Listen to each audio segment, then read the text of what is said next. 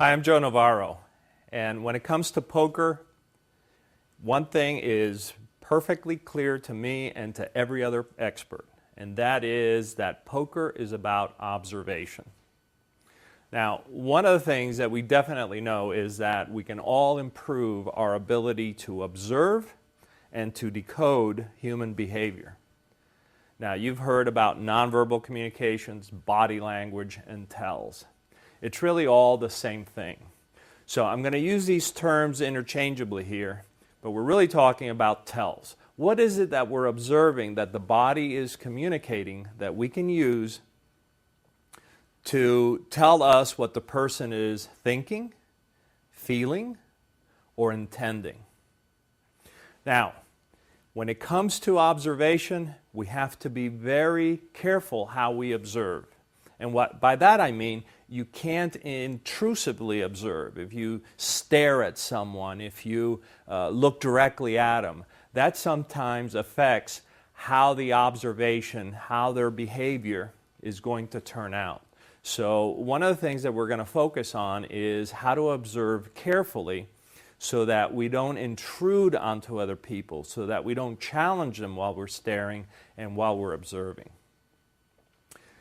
Your success really is going to be measured by your ability to observe.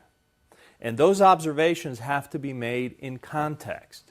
Just as in an airport you expect to see people who are stressed, well, there's going to be times at the poker table when someone may be stressed, for instance, after they've received a phone call, or they've done something that they don't feel very good about. Observation coupled with context makes for a better observer. Now, the other thing that we can capitalize on is the ineptness of other players who haven't taken part in this instruction on their poor ability to observe. And we know that most players haven't been taught how to observe, don't know what to look for, or are very limited in the things that they look for. For instance, they may only look at the face. The other thing we want to think about is the reliability of your observations. If you have to think about what you saw, it may be too late. We want to build the ability to look at a behavior. For instance, you see lip pursing. The person goes like this. And not have to think, did I just see that? What does it mean?